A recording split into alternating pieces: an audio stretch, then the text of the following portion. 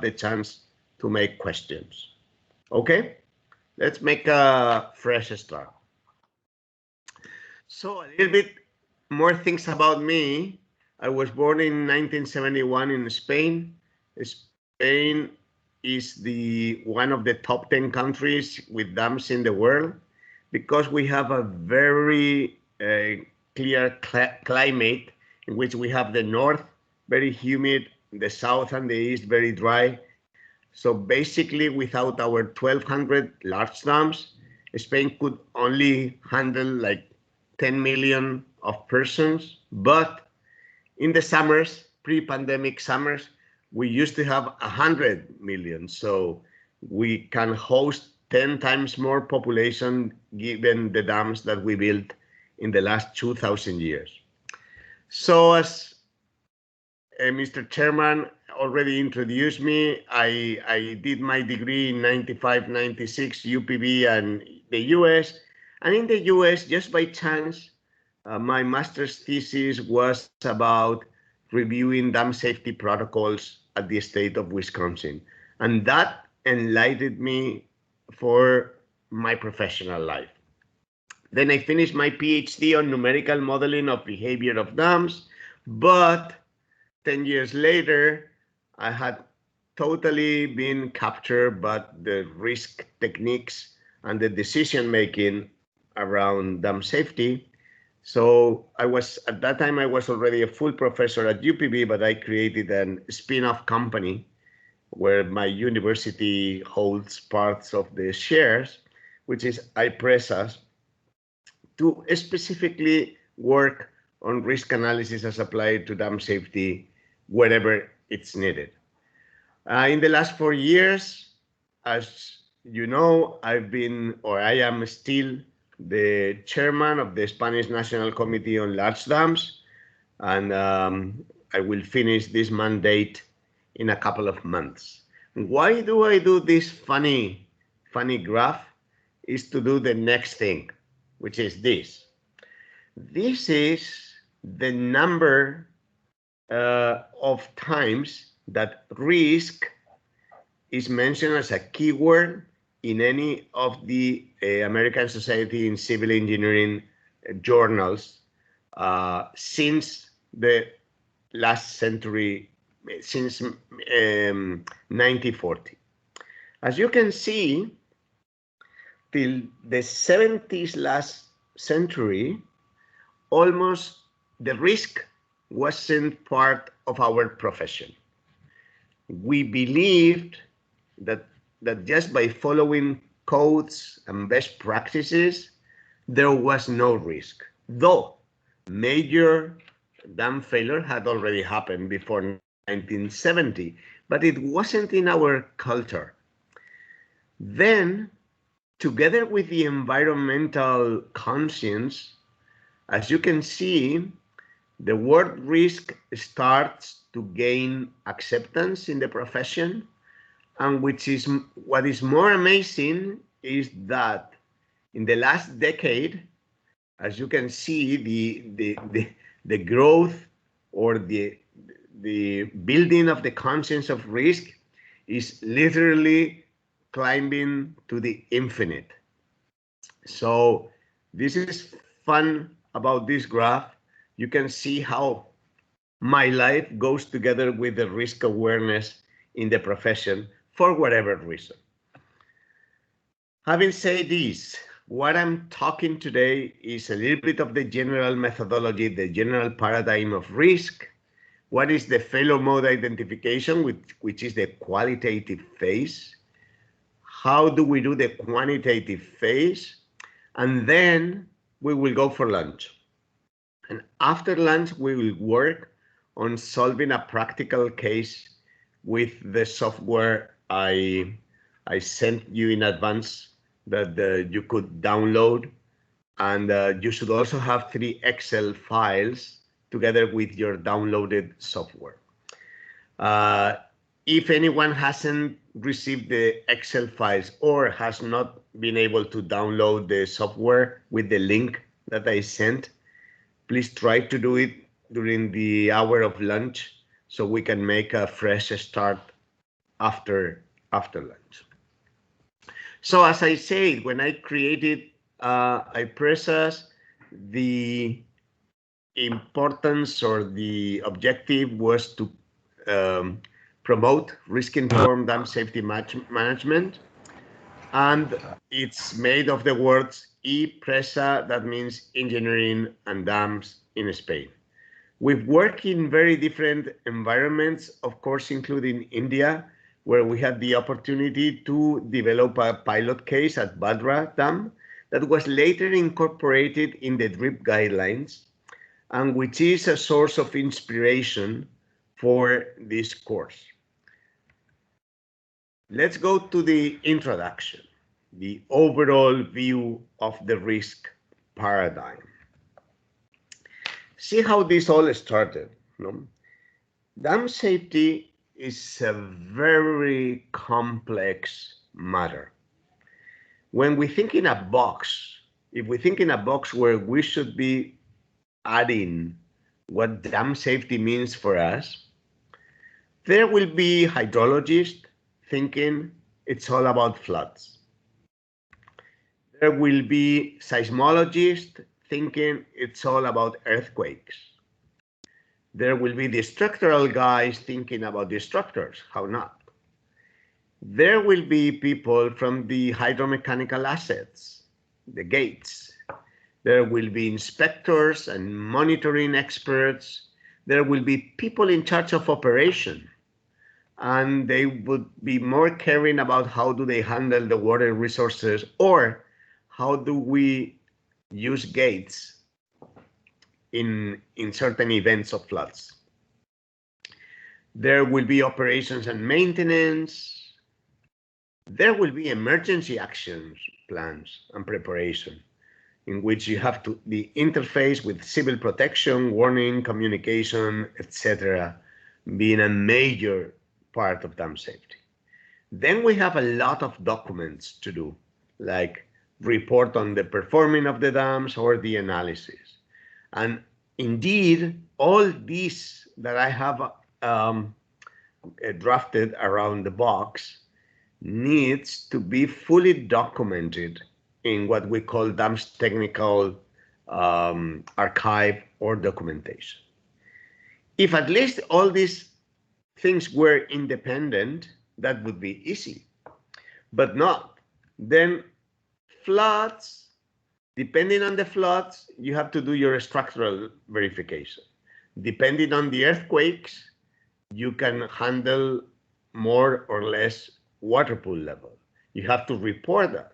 Depending on how much you trust in your gates, you can take more risk.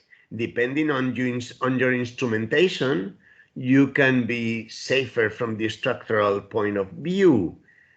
And depending on how well you operate and do maintenance, you can extend the life of your dam. So if we start thinking about how all these things connect, it would look like a chaos, and it is difficult to organize in a proper manner and to understand all the interactions between dam safety, not to talk about keeping track of the whole information.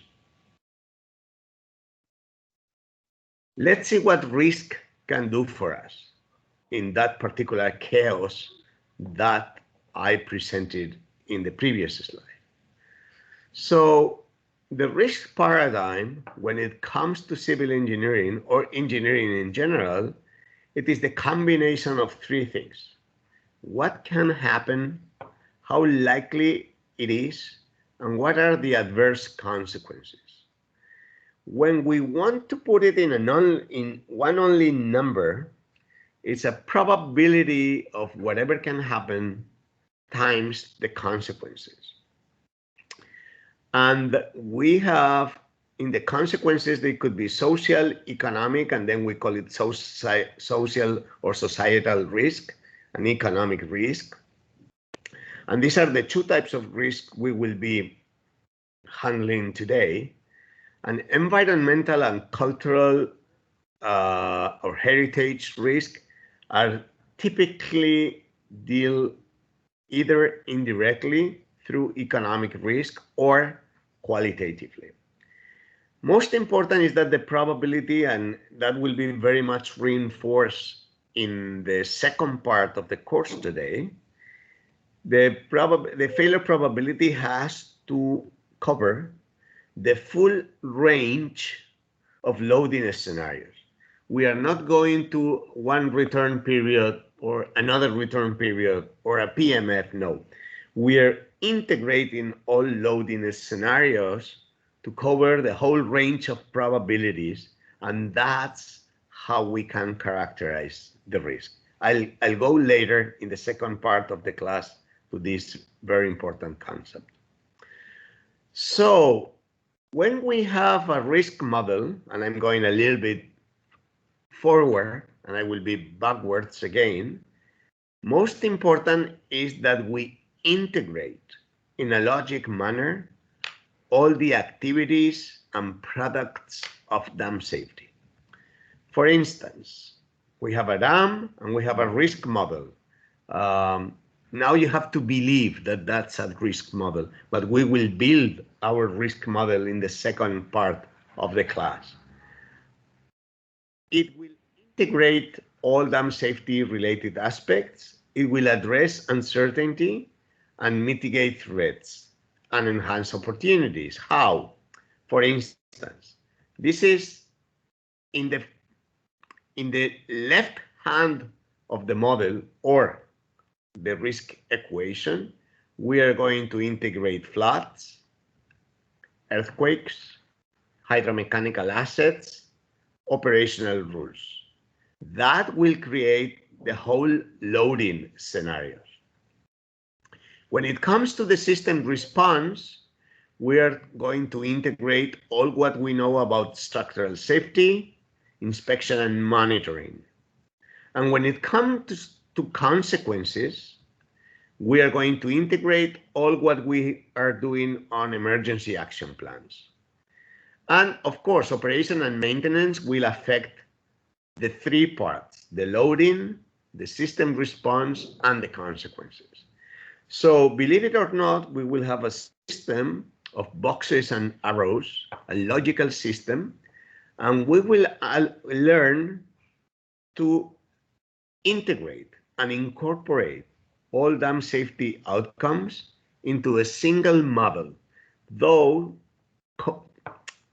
in consequence compiling all these outcomes of the dam safety activities to characterize the risk in a risk model. Of course, out of the risk model, we have to report. And we have a number of guidelines all over the world. This has been an incredible field of advances and best practices, at least in the last 20 years. Here, there are a number of reference publications that I strongly recommend to you, like the best practices in dam and levee safety risk analysis from the Corps of Engineers and the Bureau of Reclamation, the guidelines on risk analysis of the Australian National Committee on Large Dams, but also I selected the SPANCOL guidelines, which you can download from SPANCOL free, and of course, the DRIP guidelines for assessing and managing risk associated with dams that were published 2 years ago. And in my opinion, they cover with a very modern approach all the aspects needed to establish a risk-informed dam safety program. In the US or in Australia or United Kingdom, Canada, New Zealand, France, Argentina, Panama, Mexico, a part of Spain and India, the focus of the program is always knowing the dam safety issues, but as the main outcome, it would be prioritizing investments. So all these kind of crazy graphs that I showed you here, it's all about how do we prioritize? How much do we study? How much do we research? And when we decide to prioritize one investment over other investment. I'm not going to go into the details of these graphs, but you will see when we reach the risk indicators part, how this can be done and what are the classical frameworks in the industry. Coming back to India, as you probably know, or most secure know, DRIP project deliver a number of outstanding guidelines. And one of them, as I mentioned before, is the guidelines for assessing and managing risk associated with dams. And I was in charge of the team developing that guideline. That guideline compiles and structures how the inputs of other guidelines can be used in the context of risk.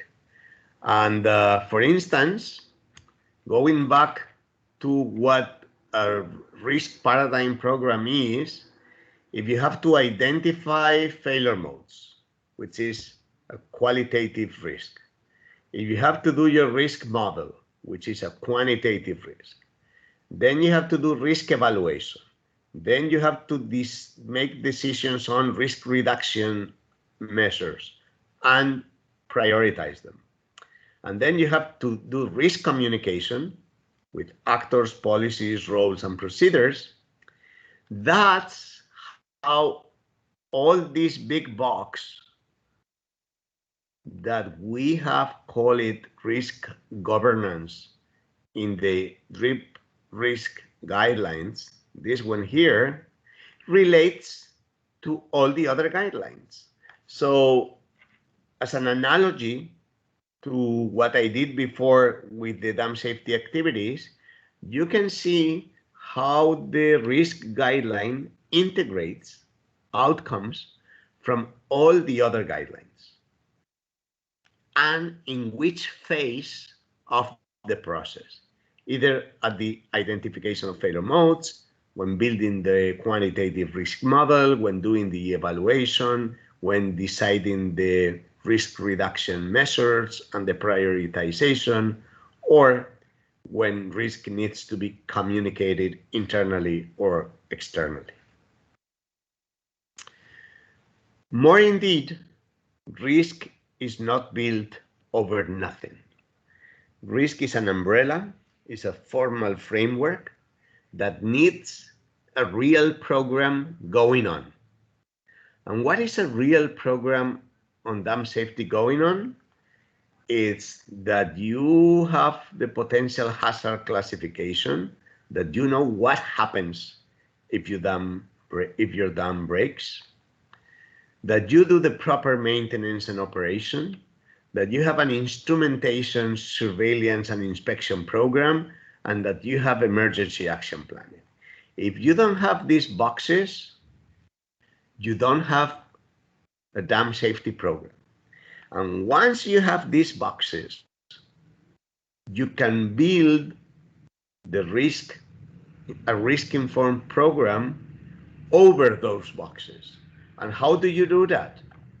By doing a qualitative assessment and understanding your failure modes, by doing your risk assessment, by making decisions on new studies and needs of instrumentation, and by making decisions on major rehab or fixes of your dams.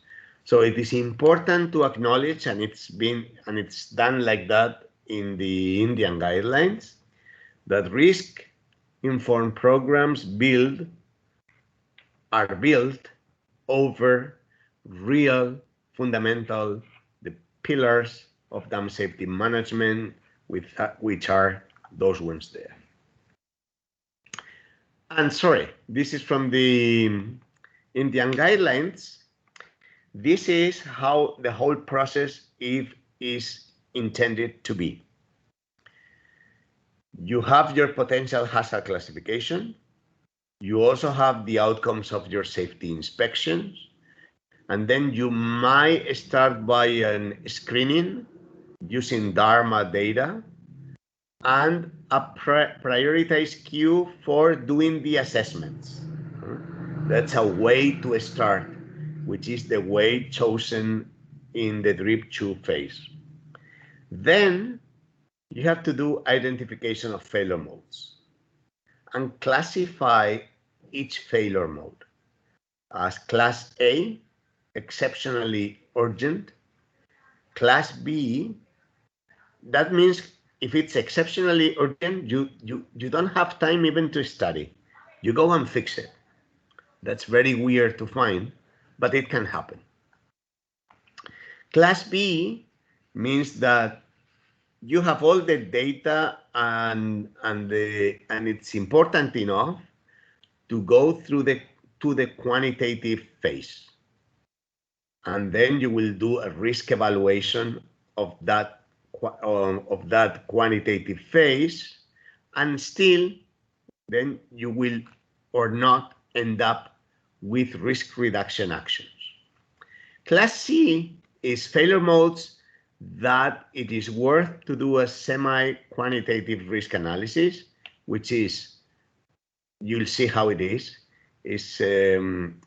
quantifying the risk in a qualitative manner, which sounds weird to say, but that's how we do it. And it's basically for failure modes that are supposed to bring only needs in terms of new studies or instrumentation, but which are difficult for them to bring major rehab fixes.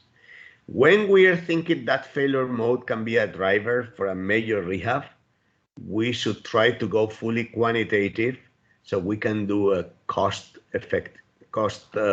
benefit analysis later. And then Class D is failure mode that we don't see any problem anywhere, that we believe we don't need more information, but we will keep doing continuous surveillance and periodic updates. So either from Class B or Class C or Class D, and of course Class A that goes straight to the end, then we will have a prioritized queue of actions and a prioritized queue of studies. See that this is very important because there are two different queues.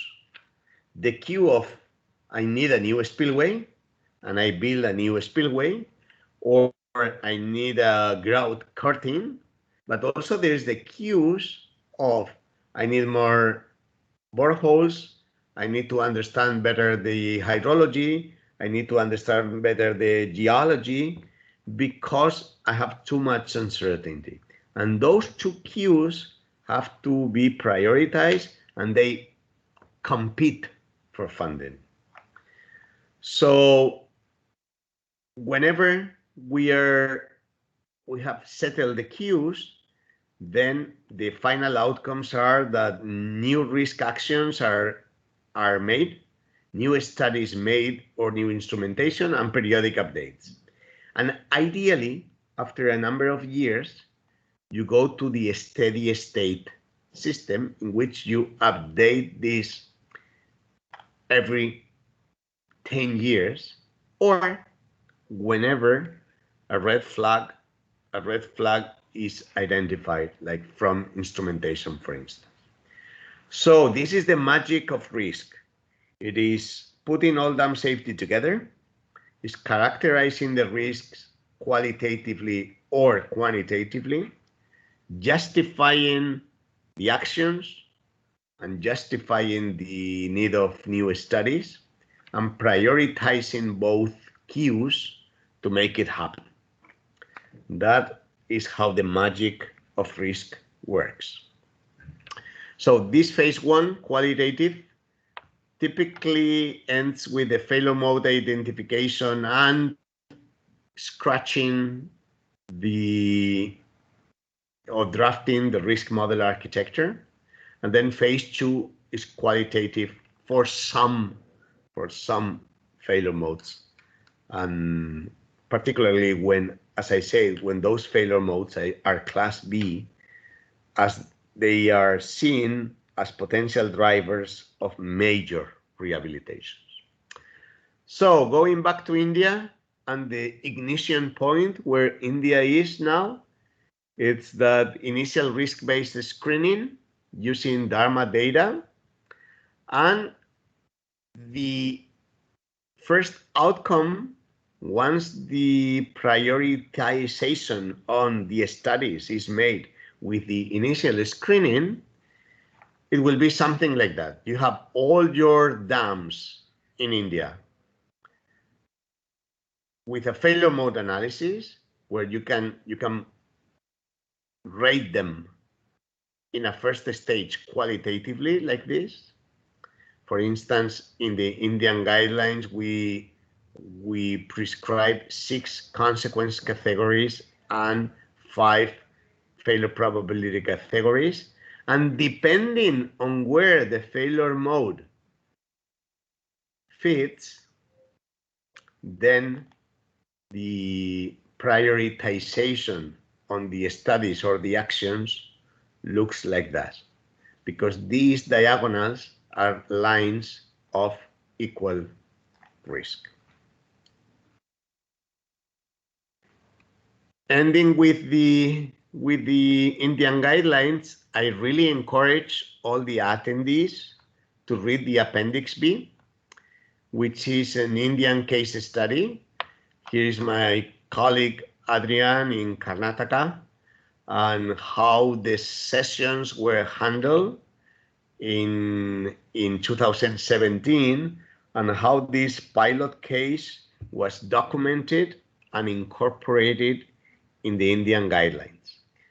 It was based on it ends with a report on dam safety risk assessment for Bhadra Dam, and it's been incorporated in the guidelines, as I said, and in my opinion, it's a very good practical example of everything I have introduced so far.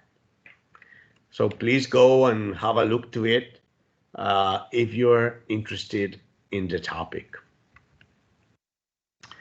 So Bhadra, and I will illustrate a little bit of the failure mode and quantitative analysis on this case. Bhadra Dam has these theaters. Probably many of you know it, and the potential hazard class is catastrophic. You know where it is. That is the main section. Is a classical gravity dam, but also it has another structure which is made of which is an embankment.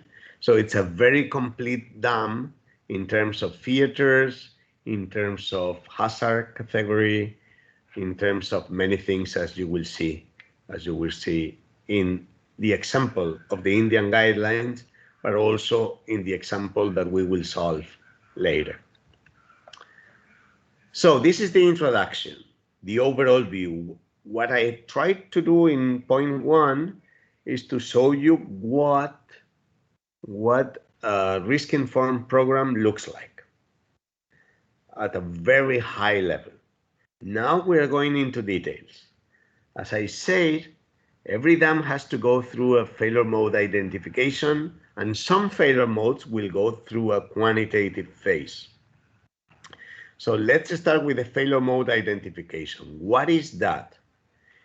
We need to understand, beyond the design assumptions, what is the range of loading, what could be an initiating event, how a failure mode could develop, and what type of failure it brings.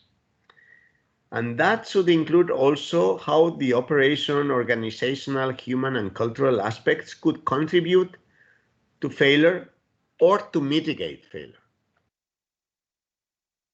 So the process is is in the form of a workshop, and you have to define a working group, do the review of information together, so you know that the group has been exposed to the same level of information, perform a technical visit, discuss about the current state of the dam, and then and we put it like that in the Indian guidelines, that you have a first phase of failure identification, which is strictly individual. So you don't get biased by what you hear in the session. It's just that you write yourself what, in your opinion, should be the failure modes. Then, once you have done your personal work, we do a group identification, putting that in common, agreeing in which are those potential failure modes for the dam, identifying less likely and more likely factors, then doing a classification, remember, A, B, C, D, then identification of investigation or surveillance needs. Remember that for those dams going through failure mode identification, which is all, there will always be needs in terms of more knowledge that can be justified just qualitatively, and propose risk reduction actions if that's the case. Here, before going to quantitative assessment, this will be typically non-structural actions. So for you to know how it looks like, this would be one of the things we use to discuss on the current state of the dams.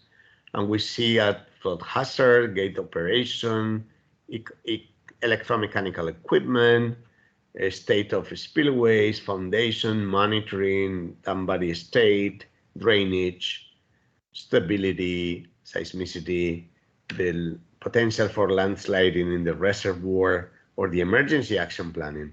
And this is how we start the discussion.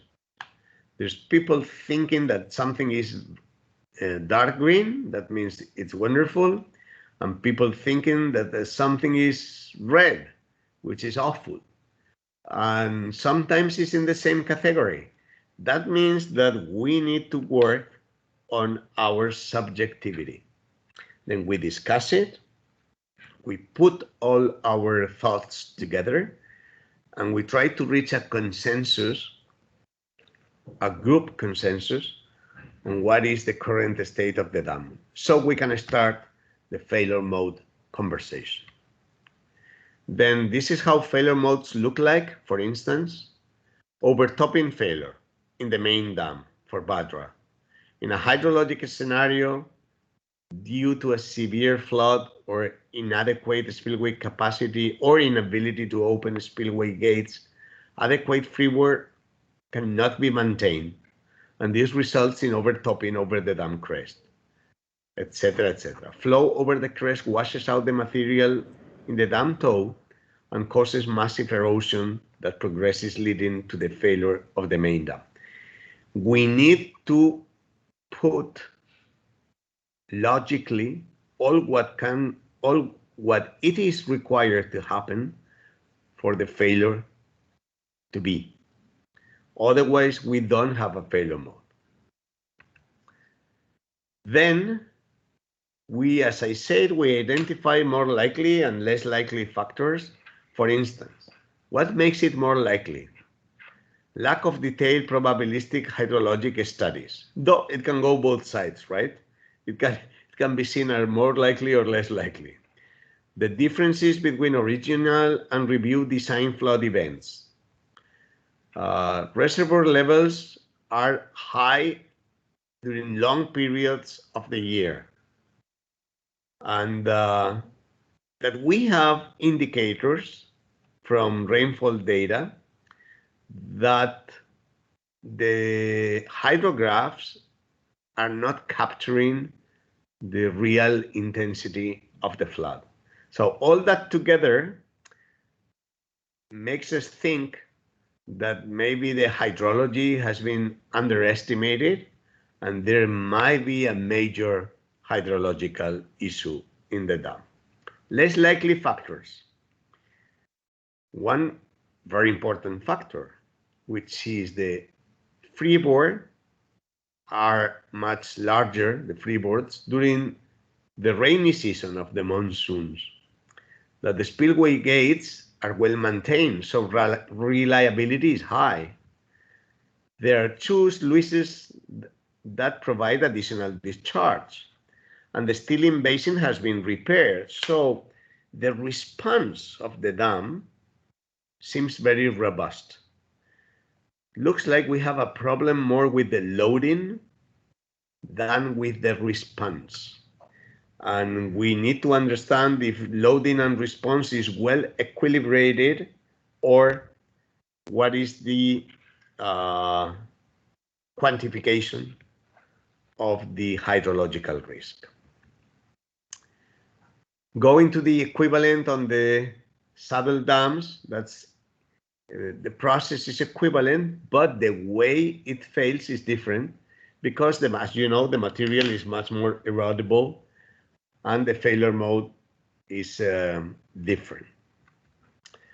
For instance, a failure mode on a sliding, we can't say it slides or my factor of safety is low. No, we need to understand what has to happen for a concrete dam, for a gravity dam to slide. No? Then we need uplift pressures. We need a tensile crack at the foot of the dam. We need an increment on the hydraulic gradient. And then we need a degradation of the contact surface. And then we can start thinking, do I have piezometers? Will I be able to know if the uplift is being built? Because without building uplift and without a tensile crack, basically the dam cannot slide. Or degradation of the masonry material.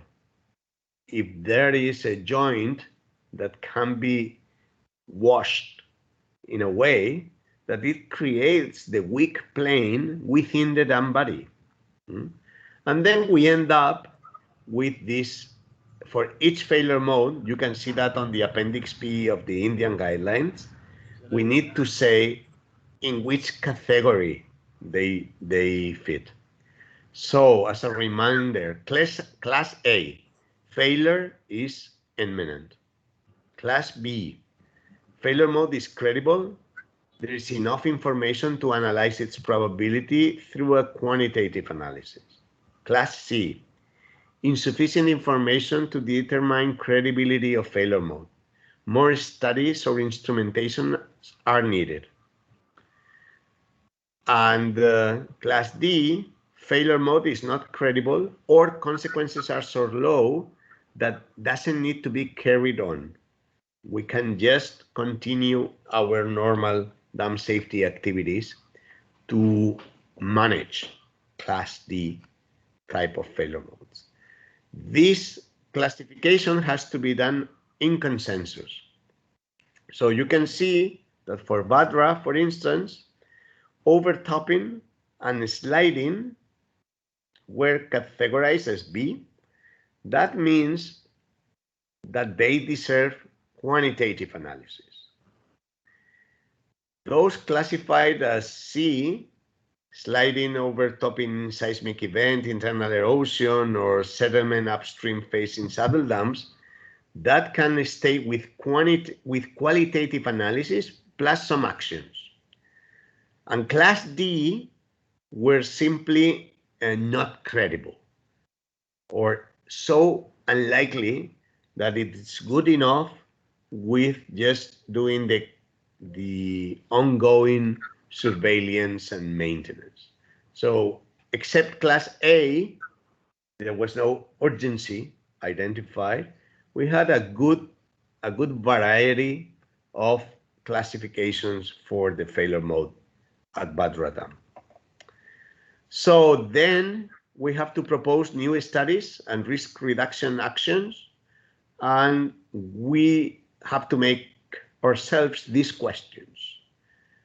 What else could I measure? What other things could I measure that would be helpful for me? That means, do I need more instrumentation? What additional studies or analysis or tests could give me significant knowledge? What uncertainty can I narrow using quantitative risk analysis? Is there structural fixes that I can think that might be needed in the future?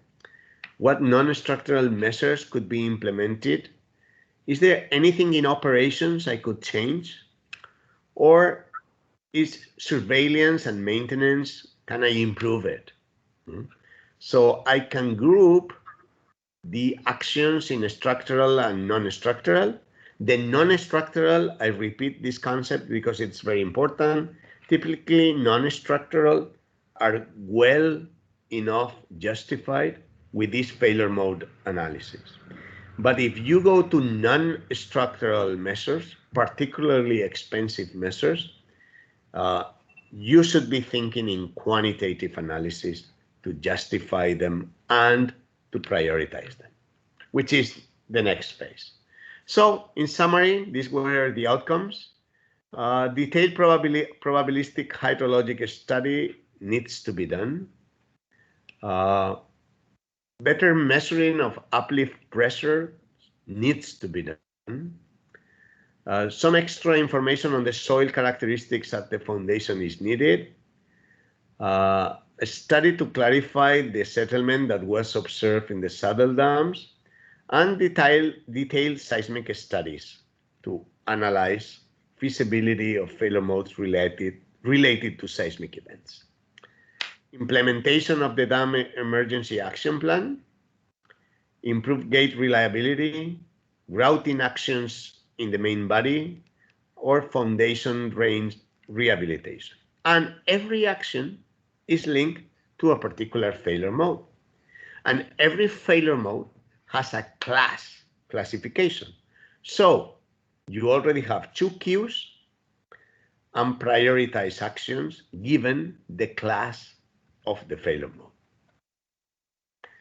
Good, but that's not the end of the work.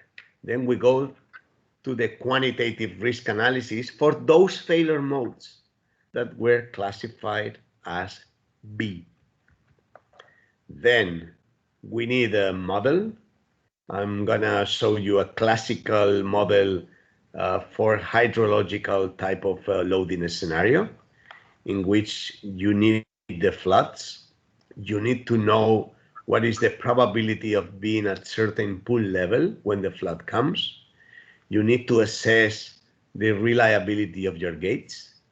You need to perform your flood routing and to understand which pool level is the maximum you raise. You need to put your failure modes and the non-failure. So you can calculate incremental risk, as the consequences will be the difference between the dam failure consequences minus if the dam hadn't failed. So that incremental risk is what you can blame the dam for, and that's what we calculate. This is the basic structure, and this is the structure we will be using after lunch. What do we need for a model that we want to do a hydrological model? We need a big family of hydrographs. We need the statistical characterization of the previous pool level. We need fragility curves for the failure mode. If it's overtopping or whatever other failure mode, we need a fragility curve. We need to understand the failure hydrographs. What is the peak discharge that we release if the dam fails. We need to understand the reliability of the gates, knowing the flood routing, and then we need to estimate the loss of life and the economic consequences. All these are given in the Excel files that I sent you in advance. So we will not need to calculate all this. That could lead to a full course on these calculations. But somebody has done those works for us, and you have them in your Excel files. So we will make use of the Excel files later, where all these data have been already pre-computed for us to use it today. So this is how it looks like. This is the software we will be using. And for you to understand how the software works, or a quantitative risk model works, one of the options, and this is a very used option, and this is the option we use, is by building an event tree. That means that behind the boxes and arrows, we have a number of branches. For instance, portions of the probability of exceedance of certain flood. Then portions of pool level and its probability when the flood comes. Then we can do the flood routing, and then there's a number of failure modes, and then the consequences. So I know this sounds very abstract, but for those of you who are familiar with event trees, what we do basically is then multiply all branches. So the analogy would be like integrating numerically. Instead of going to the analytical solution of an integral, we integrate by rectangles. We integrate numerically. When our consequences are economic and we do the product, we get the economic risk. When our consequences are societal, we get the societal risk. And the more branches we have, the more complex the system is, or the more accurate we are doing our risk calculation. When we have a number of dams in professional projects, we typically have millions of branches, in particular if you have cascade projects. So these are the type of analysis that I'm sure you're familiar with, that you incorporate, you integrate in the study. This is annual exceedance probability, and this is, for instance, the peak discharge, and the probabilistic analysis of, so you have a family of hydrographs spanning to at least 10,000 years return period.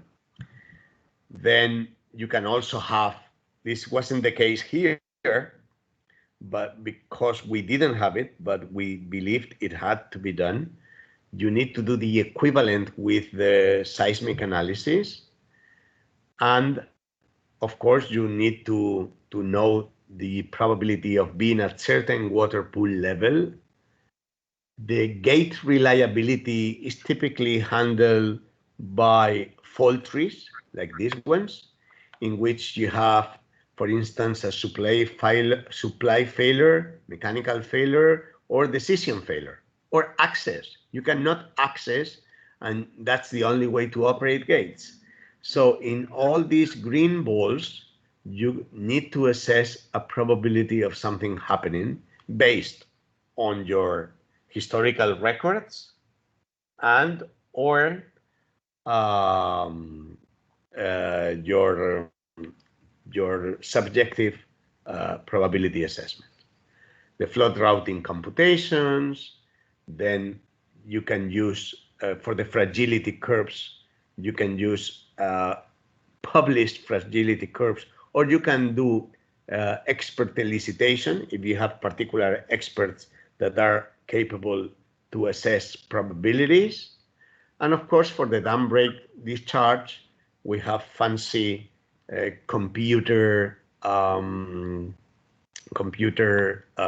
capabilities in the last 30 years that allow us to virtually break the dam and see what happens underneath. And also we have a number of ways of estimating potential for failure for loss of life and the potential for economic losses. This could be what we call tier 1, tier 2, and tier 3 type of modeling when it goes into the risk model. And this is a map, an intellectual map of how or from where can you get the inputs to the risk model. I'm not going to get deeper into this because this could take forever. And every of these methods could require a course, but at least having the mental roadmap is important. And the other thing is that in the exercise we will do in the second half of the course, I have pre-calculated all those and given you a set of results. So our worry will not be on the inputs. It will be on how do we compute risk and how do I get significant outcomes. That will be our worry. So I'm going a little faster. When we are able to plot the risk, you will see we will have graphs like this in which we will be able to show what is the extent of the consequences for a given annual exceedance probability. Something like this. That's how the U.S. Army Corps of Engineers represents it. Every branch of our risk model is one rectangle on this curve. When we put all our branches together, either if they are 20 or a million, we draw the full FN chart as the chart I'm showing you here. And the area under this graph is the risk. That is the most important. The area under the capital FN graph, or capital FD, if we are talking about economic consequences, that's the risk. And every branch of our fault tree, of our event tree, is a rectangle like this. As I said, we only do incremental risk because that's what the dam failure can be blamed. So we do not compute the risk of the dam not failing. So we subtract the consequences if the dam had not failed. And then we have to decide if we are in an unacceptable region, tolerable region, or broadly acceptable region. This is how we decide that. If our chart, our risk outcomes, is to the left and to the lower part, the more to the left, the more to the lower part, the better. And a frontier or a shifting point, you can find them at the tolerability guidelines of the Corps of Engineers or the Bureau of Reclamation, and it is this one. So this graph would show that our risk is higher of what we might consider tolerable, or what the U.S. Army Corps of Engineers considers tolerable. All these theaters, all these plots are embedded in the software you are going to use after lunch. So you can also draw instead of a full line, you can also draw a point, just a dot, in which this is the total probability of failure, and these are the average consequences. So if you multiply this number times this number, then you also get the risk. So in the graph before, all this curve, the area down the graph is the risk. But equivalently, if we draw one point like this, and that point, we draw it in a way that here is the total probability of failure, and here are the average consequences, just multiplying the coordinates, y and x, y times x, that is the risk. So this is what we got for Badra. That's how it is put in the appendix. And as you can see, overtopping and sliding are apparently higher of what our tolerability band is. By the way, this tolerability band is not a U.S. Army Corps of Engineers tolerability. It's a tolerability band that was established in the DRIP project independently. And because the uncertainty in many of the Indian dams, it was decided to draw this band instead of one only line. So now what do we do? Then we need to find how to reduce those risks. No, sorry about this. This is the same chart in an FN. And most important, we need to identify what is the path for going from here to here, or trying to study the uncertainty given what we don't know. So for instance, sliding of dam foundation, because of the uncertainty in the parameters of the soil, you remember that we had said that we needed more characterization of the soil. The uncertainty is as big as 1 order of magnitude. Here it is important, but still we know we need something because we are still over the line. Here, the uncertainty is very big, but it's less important because in any case, we are under the line. So what are we prescribed? More things that we can show. If you improve you implement and improve your emergency action plan, this is warning time. That's how much you can reduce risk by increasing the warning time. So we end up with 5 measures, as I said, that were justified from doing all these fancy numbers at the quantitative phase, which is the need of implementing the emergency action plan, the need of improved gate reliability, though they were not that bad, but a little improvement on the gate reliability allowed us to buy a lot of risk. The need to do dam grouting against, in order to avoid weak planes within the dam, install piezometers to understand better the uplift, and rehabilitate the drains. Doing all that together, that's how all the dots can move. Because with all measures, and this is the important, we started here and we end up here.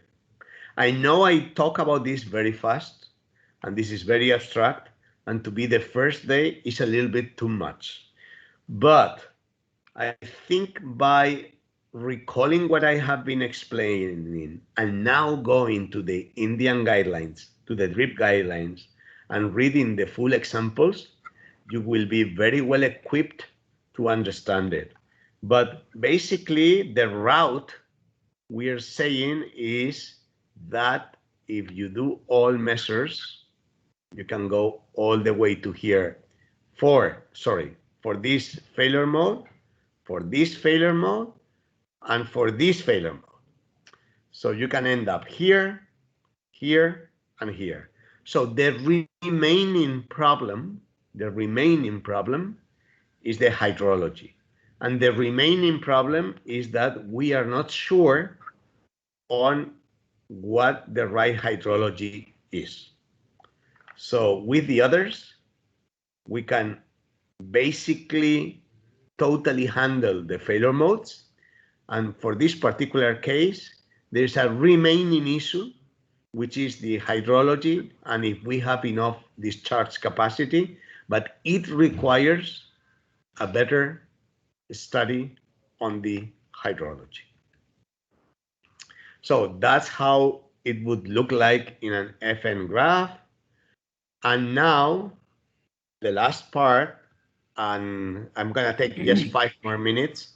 It's on the basic risk reduction principles. So we are well equipped for the second part of the class. Imagine we have that not only for a dam, we have it for 300 dams or 4,000 dams. How do I say that I'm gonna care more about Batra Dam than about any other dam? Why do I say a new spillway there is more important than a new spillway otherwhere? Then, if I have compute all these numbers, I can use risk reduction indexes based in equity, which is lowering the probability of failure, and efficiency, which is lowering the risk. These are the number of risk reduction indexes that are most widely used. And there's one in the middle that I particularly like very much, which is the equity weighted adjust cost per statistical life. Though in our exercise, we are going to use the adjust cost per statistical life saved, which means that, sorry about that, we will be prioritizing the actions that, with the same amount of money, they save more lives, to make it very simple.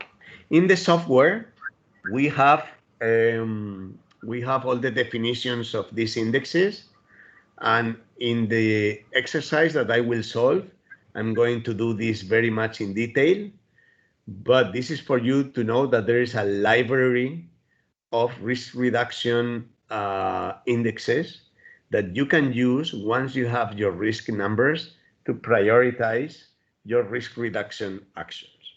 So altogether, you can end up with type of cost benefit ratios and things like the things you can also read at the Indian guidelines. But I have the feeling that I talk too much, that this, to be an introductory lesson, it's a little bit overwhelming. But now I'm gonna take 14-minute or 15-minute questions, but I hope that after lunch, when we do a practical case, we kind of land all these concepts and that they don't look as difficult as they might have looked in this kind of high-level presentation in an hour, in roughly an hour, that I have done to you. And I ask for your forgiveness if it was a little bit too fast, but hopefully it will get better after lunch. So I'm stopping now sharing the presentation so we can see each other's, and I'll be happy to take questions in the coming. Let's see if I can stop. Yes, I can do it. So here I am for questions. I don't know if there's anything in the chat already, which I don't see. If you wanna just raise your hand or go straight to the microphone and make any type of question, I'll be happy to take them.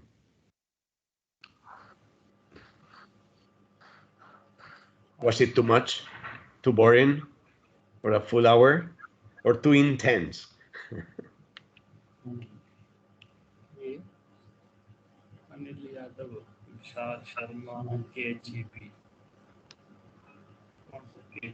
I can't hear you well, sorry.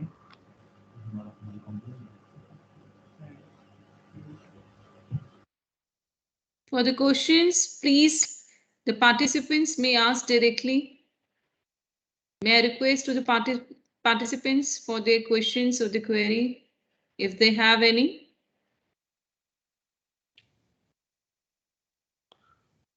It was all clear? Crystal clear? Looking so. No one has any doubt. Wow, wow. So all of you, let's take advantage of this extra time. Have you all been able to install the software that was sent by the link? You can put it in English. It's Spanish and English. If you haven't found the right button, I'll let you know, but you can put it in English. So you have the full menu in English. And please make sure you have your Excel files in a folder available, because there is where we will be using data from the Excel files to do the exercise. So if you didn't have any problem in installing the software and you all have the Excel files, I think what I explained in this first part, it's at a very high level, but it will be helpful to follow the exercise, and that the exercise will allow us to understand mostly all what I said. I think there's one gentleman that wasn't able to install. In theory, but you could download the file, or you couldn't download. Is the installation or the downloading?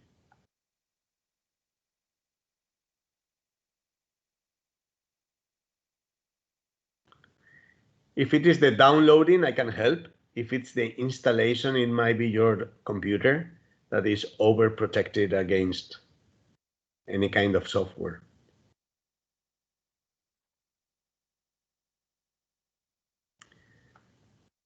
So I think that in order to restart sharp, if you wish, you can go already to lunch. We will meet in an hour and 9 minutes. And in the first 10 minutes, if there are some questions that came to your mind during lunch, I'll be happy to take them. Otherwise, we will start with a practical exercise straight. Okay? Before we close the session one part, I would request to all the participants to keep the laptop ready during the session, during the practical session, and hope all have already downloaded that software, which has already been shared over the individual email ID and over the WhatsApp group as well. And keep all the 3 Excel file, the worksheet should be ready. Thank you all. See you all at sharp 2 o'clock. Still, if anyone has any questions, query, they may write or they may ask in this before starting the practical session as well. Or leave it in the chat. Yes, and I will read definitely. them before the session, and I will address them at the beginning of the session. Good? Yes. Okay. Have a good lunch. Thank you. You too, sir. Bye-bye. Bye. See you.